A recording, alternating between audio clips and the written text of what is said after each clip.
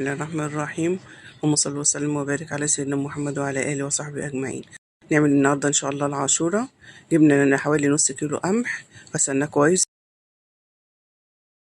بعد كده جبنا حلة فيها مية على البوتاجاز، غليت. أول ما غليت نزلنا عليها بالقمح وسبناه على نار متوسطة حوالي ساعة على البوتاجاز، وسبناه متغطي لحد ما برد خالص. معانا هنا بولة فيها قشطة، معانا ربع كيلو سوداني، معانا بولة كده فيها حوالي نص كوباية زبيب. كده القمح بعد ما استوى وبرد هنرجع نولع عليه النار تاني ونبتدي نحط عليه اللبن. جايبين حوالي 2 كيلو لبن ونقلبه مع التقليب المستمر. بعد كده هنبتدي نجيب بولة القشطة وننزل بيها ونستمر في التقليب لحد القشطة دي ما تسيح في قلب اللبن. بعد كده ننزل بحوالي نص كوباية زبيب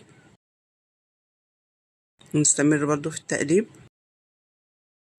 بعدين ننزل بحوالي 2 مج سكر، نبتدي ننزل المج التاني ونستمر في التقليب لحد السكر ما يدوب خالص مع اللبن والقمح بالشكل ده. نبتدي ناخد حوالي 2 مج من القمح باللبن، نضربهم في شفشق الخلاط. نبتدي ننزل على العاشورة بالاتنين مج اللي احنا ضربناهم في الخلاط. يعني الكوبايتين اللي احنا ضربناهم في الخلاط دول هيساعدوا في ان القمح يتماسك، وكده منحتاجش ان احنا نحط نشا كتير.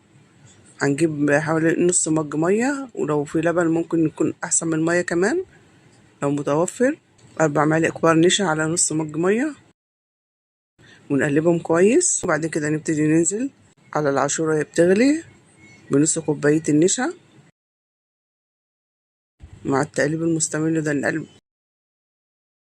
نبتدي ناخد نص كمية السوداني بعد ما كرشناه كده في الكبة بحيث ان هو يكون قطع كده بالشكل ده. هناخد نص كمية السوداني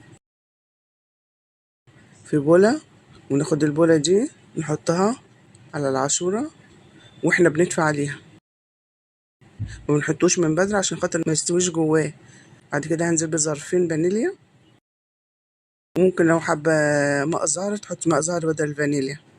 نفضل نقلب كده. احنا طفينا خلاص النار، نقلب ونسيبها تهدى شوية. بعد كده نصبها في الأطباق ونزوقها بالشكل ده.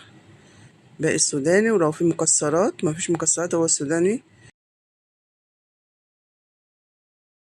كده. صبينا الكمية كلها بقت بالمنظر ده، وألف هنا.